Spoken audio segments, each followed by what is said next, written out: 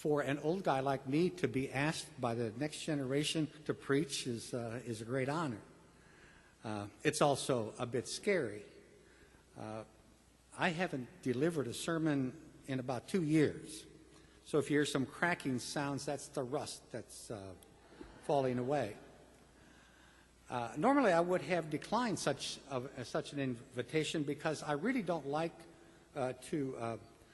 to work in what I consider unfamiliar settings. I really don't know you well enough to know what you really need to hear. But Mark did something different than people usually do when they ask you. They just want you to fill the pulpit, and I can do that. But Mark not only asked me to preach, he told me what to preach. But there's another reason I didn't say no to Mark's invitation. I wanted to come to Trinity. Now, I first heard about Trinity when I came to Kansas City, Kansas in 1967 to be the pastor of the Mennonite Church in Rosedale. I became a part of a circle of colleagues in those days that were all United Methodist. Mark's dad, Ron, was a part of that group. So I heard about the controversies and I heard about the challenges that you have been facing ever since you moved and became Trinity and resided here. And when I became a United Methodist and when I became a district superintendent, you were often a part of our discussions. I've been a part of the concerns that were raised regarding Trinity for many years now.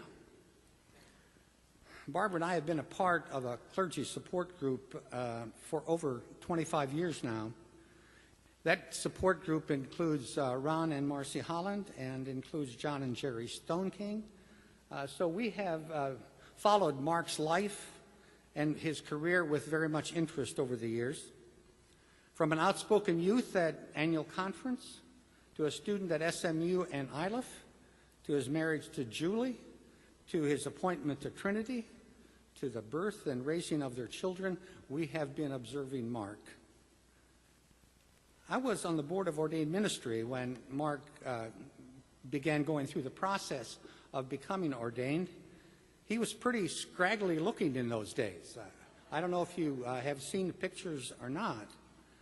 His mother worried, I can tell you that.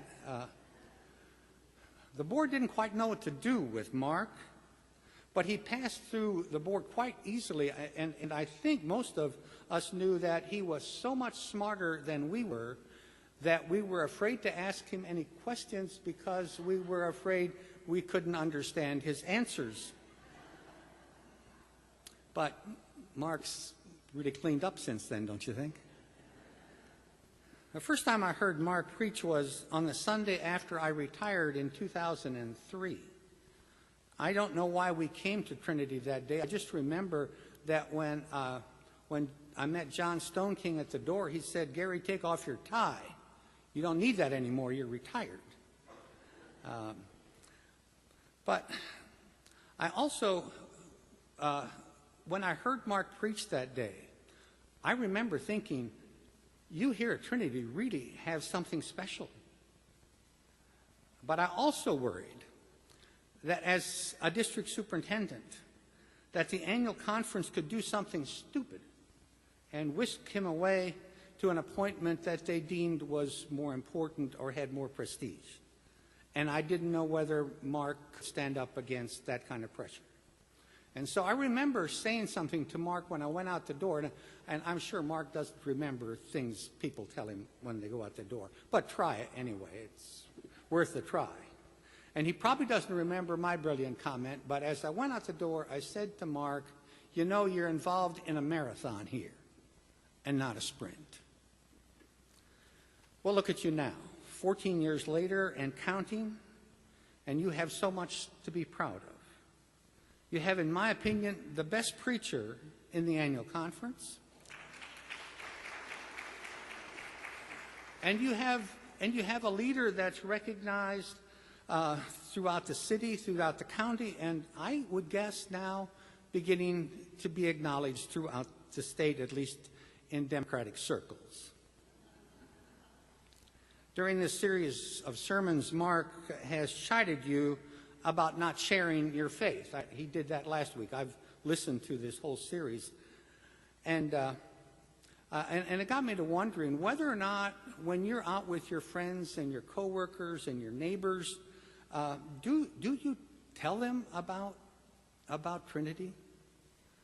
It's one of the easiest forms of evangelism there is. You don't have to try to save their souls. That makes us uncomfortable. All you have to say is, hey, you ought to come and hear our preacher. He is really good. And by the way, you know, he's our mayor. And you also can say, come and see what's really happening at Trinity. Come and participate and see the programs that we have here. And by the way, we're really pretty good people, and you'd enjoy us if you came and were a part of us. One of the real ironies of today is that my assignment is to talk about politics. It must be killing Mark not to be here on this day. Mark's a politician. Whether we are talking about church politics or city politics, he really likes being in the fray. Now, I have never been political in any sense that we think of politics. I have never run for office. I haven't been involved in sitting around and developing political strategies. And I don't know whether or not Jesus was, whether he had political strategy meetings with his disciples, because the way the story is told, a lot of times it seems that the disciples are always clueless. And Jesus has to keep repeating over and over what's going on. I think that the writers of the Gospels tried hard to make us believe that Jesus was not political in the sense that we usually think of that.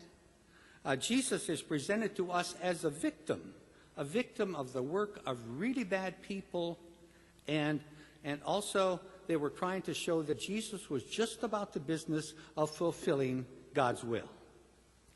And for the most part, I think most of us Christians have bought that story. But as we shall see, that's really not the way it really was. Jesus was not staying out of politics.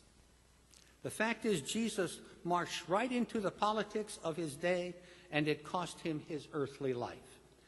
And in a few minutes, when we go around the table, we're going to celebrate that that's what he did. And for the early Christians, remember the Apostle Paul said, we preach Christ and we preach Christ crucified. That was one of the things that they had right at the forefront.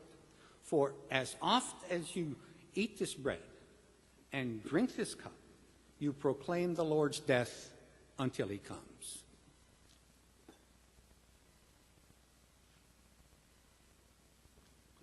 The assignment that Mark has given us, I found to be a very difficult one. The way Mark has asked you to study Matthew is unique. Usually a sermon focuses on just one story. But Mark has given us chunks to deal with. I don't know how reading this many stories at once struck you, but I find myself wanting to cry out, there's just too much here. I can't handle it all at once. How do I choose? You know, especially if you have attention deficit disorder the way I do. This becomes a very daunting task. There's 28 different incidents in these 4 chapters, and every one of them is confrontational in one way or another. Even when Jesus blessed the children, it irked people. We like that story. We like Jesus because of that story. We loved it when the children were up here.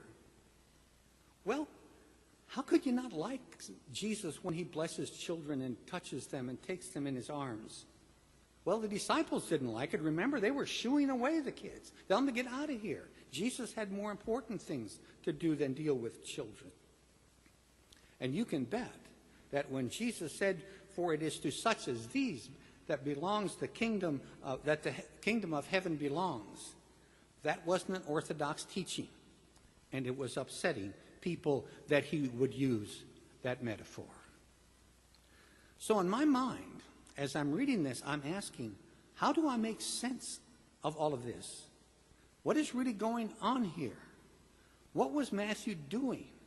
Was he deliberately trying to provoke his readers? Why was he telling these stories about Jesus and his challengers? And then I remembered the first rule of understanding Scripture. To understand Scripture, you have to understand the context. If we don't understand the context, then we're never going to understand what has been saying to us.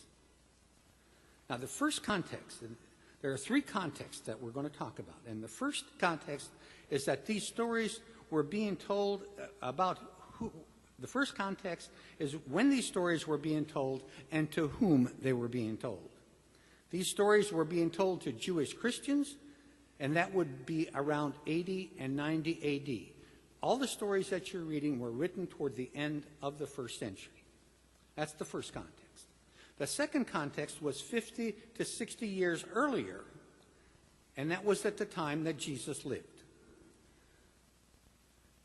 Remember, there weren't stenographers or recording devices, no videos, just memory, and memory that was clouded by the history that occurred during those 5 decades between the time that Jesus died and lived, those 3 years that he lived, and after he died, and then toward the end of the century. This was the reality that Matthew was dealing with. Matthew was dealing with Jewish Christians who were experiencing a very different world from the one that Jesus lived in. So now let me tell you the most important thing that happened between 30 A.D. and 33 A.D. and 90 A.D. It happened between the years 66 and 73. There was a terrible war that occurred between the Jews and the Roman forces. Now, there were various factions in Judea at the time, but they kind of got together for this one. They decided that the time had come. Remember, these are people deciding that the time had come for God to bring in the kingdom. I don't know. There's still people who do that, you know, who sit around and discuss when the kingdom's going to come and when the time is right. And that was a whole group there was a whole nation that decided they'd had enough. It was time for God to act. It was time that he drove out the Roman Empire out of the Holy Land. And they did. And when they got together, they decided God's going to do this, but they got together and they formed their armies, and they literally got Rome out of Jerusalem. They got them out of Judea. And when they did that, Rome didn't like it. And Rome brought the full force of its armies to Judea, to Jerusalem. And when the war ended, 7 years later, when the war ended, Judea was no more. Jerusalem was no more. And the most important thing for Christians and Jews at that particular time was that the temple was no more. Until this war, until Jerusalem had been wiped out, the temple had become the central place of operation for all Jews. Jews that believed that Jesus was the Messiah, and Jews who didn't believe that Jesus was the Messiah. Now, be sure that in the temple, when you had all that variety, there was a lot of tension. But both Jews that believed that Jesus was the Messiah and those who didn't believe that Jesus was Messiah had the same headquarters. When we read the book of Acts, you'll get a kind of feel for when Christians operated out of the temple. Remember, it tells us in that book that they worshiped daily in the temple. Jerusalem was the most important place for all Jews, and the temple was the most important place in Jerusalem. But then the temple was gone. The temple was gone. Jews were scattered. All Jews were scattered. Every kind of Jew was scattered. Jews that waited for the Messiah and Jews that believed Jesus was the Messiah. For Jewish Christians, the Messiah had come, he had been crucified, he had been raised, and he would soon return.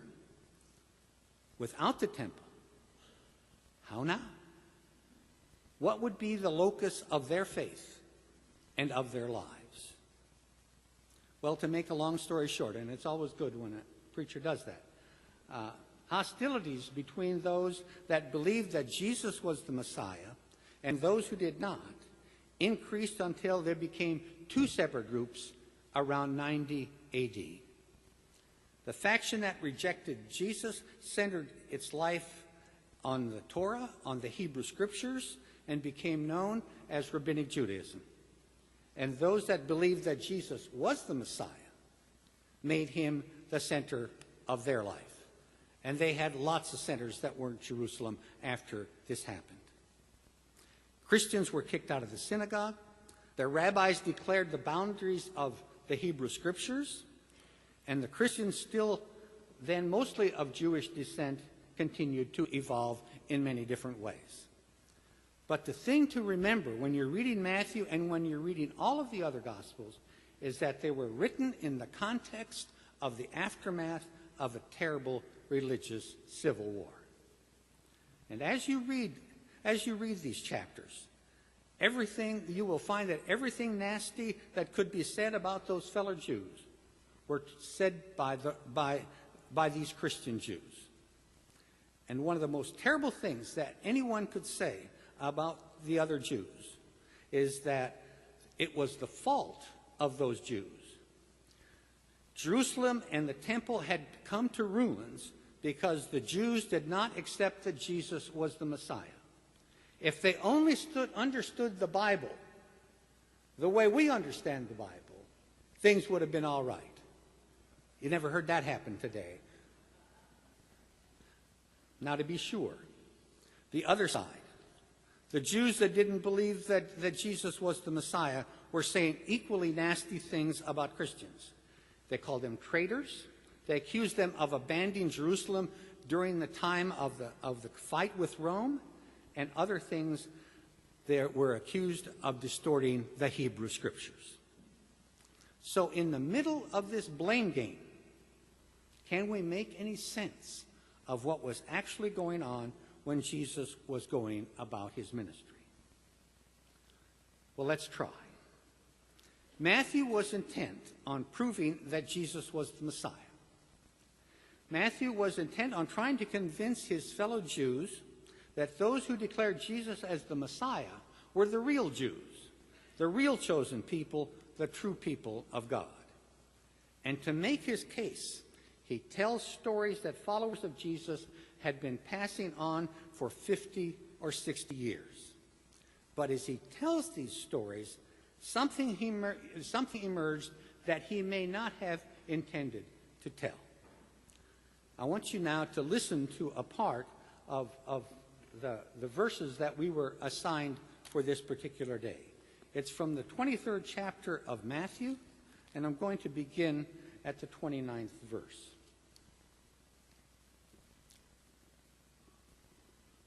Woe to you, scribes and Pharisees, hypocrites. Now this is Jesus talking. For you built the tombs of the prophets and decorate the graves of the righteous. And you say, if we had lived in the days of our ancestors, we would not have taken part with those in shedding the blood of the prophets.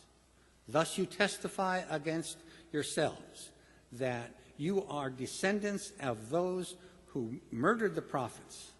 Fill up then the measure of your ancestors. You snakes, you brood of vipers, how can you escape being sentenced to hell?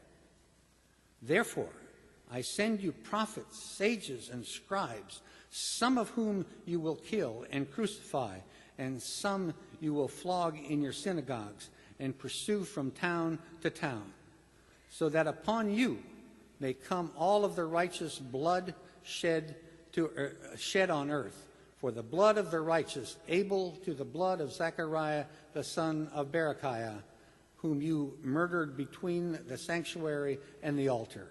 Truly, I tell you, all this will come in your generation. Jerusalem, Jerusalem, the city that kills the prophets and stones those that are sent to it. How often have I desired to gather your children together as a hen gathers her brood under her wings, and you were not willing. See, your house is left you desolate, for I tell you that you will not see me again until you say, Blessed is the one who comes in the name of the Lord. As Jesus came out of the temple and it was going away, his disciples came to him and asked him to point it to the buildings of the temple, and then he asked them, you see all of these, do you not?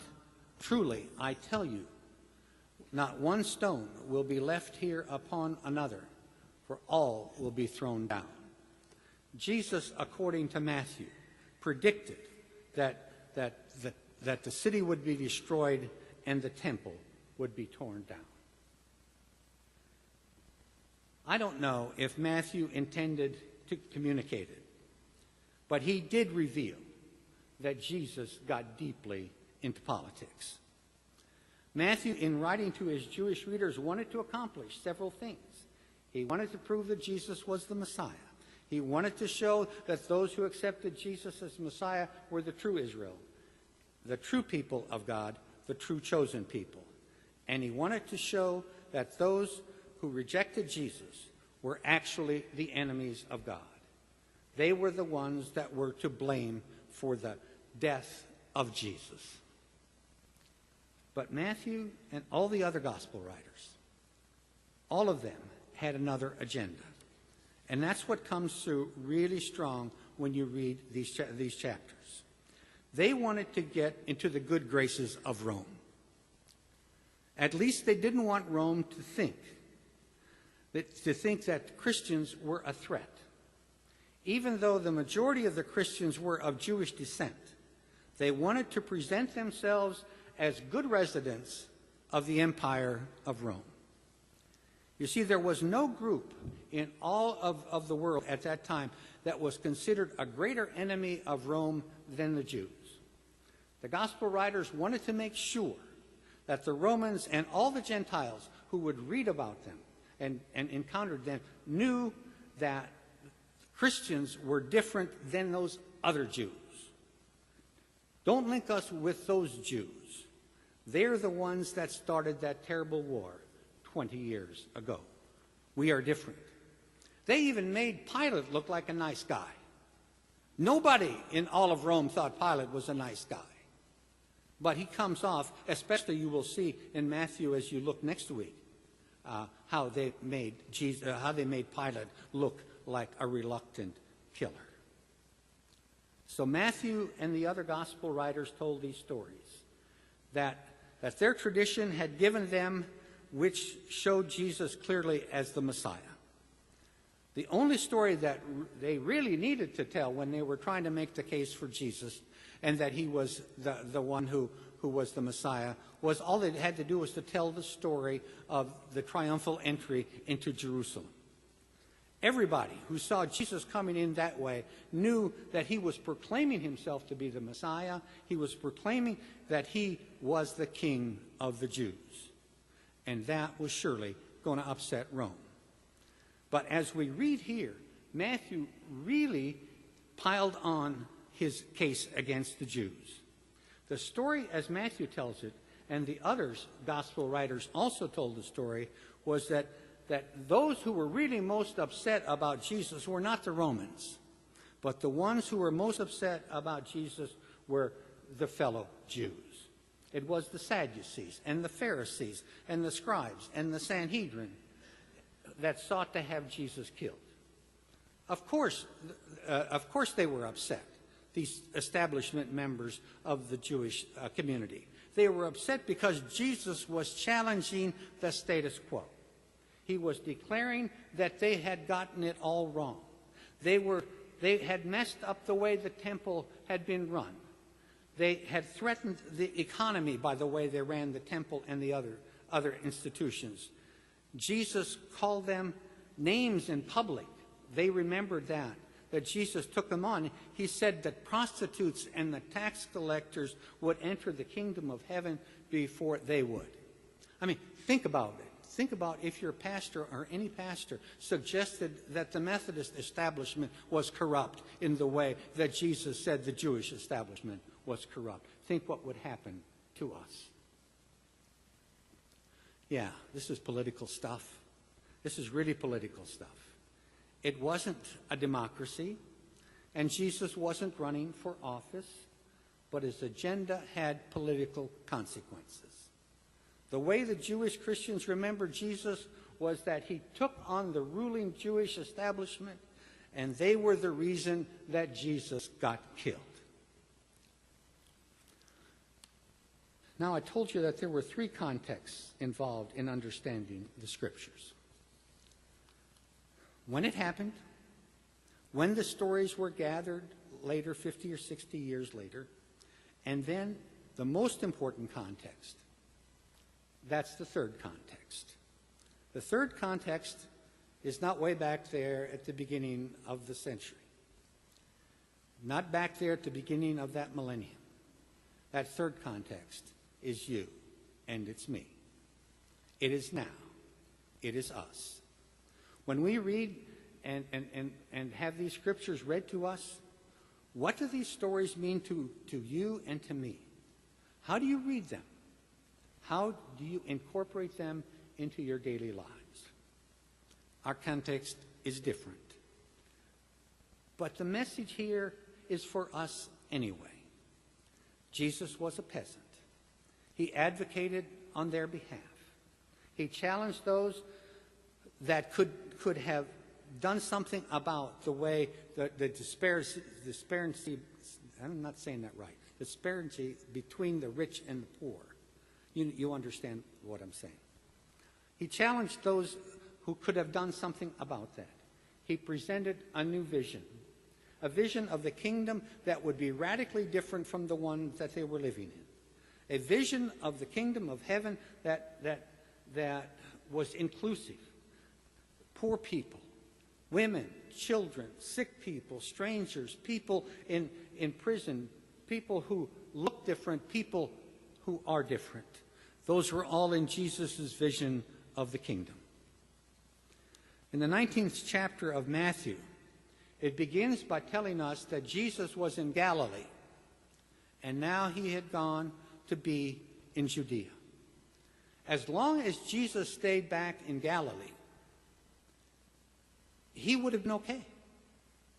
But when he ventured into Judea and took his entourage into Jerusalem, Jesus was going to die. And he was going to die not just because Rome was upset, but because he challenged those Jews that most benefited from the way things were. Jesus upset everybody. Now, the politics may be very different for us than they were for Jesus. But in these stories of Jesus, we can see what is required of us. We may not consider ourselves as the establishment, but we are a lot closer than Jesus and his friends were to be in the establishment. You see, even one of our closest friends is the mayor. That's the establishment. My daughter works at Southwest Boulevard Family Health Clinic. And when I told her I was preaching for the mayor, she said, "Tell Mark to get on the ball. We need more help from him, especially at 5th and Quindaro." My impulse was to tell her, "Rachel, give Mark a break. He just got started." Mark is in the fray. Big time. And so are we. Mark is going to need our support. He's going to need our encouragement. He's even going to need our money. And sometimes Mark's going to need our prodding. In a democracy, we are all in the fray. And Jesus expects us to comprehend his vision. And by the power of his Holy Spirit, to challenge those forces that took him to the cross. when we are the establishment, Jesus comes after us. We're the establishment now. And Jesus has things to say to us. He has jobs for us to do. And we have been given the authority and the power to do something that Jesus has asked us to do. I invite you now to come to the table of the Lord and to celebrate that Jesus walked into Jerusalem or rode into Jerusalem, and he challenged the powers that be, and we celebrate his desire to become political and make a difference for not only those people, but for us and for all the world.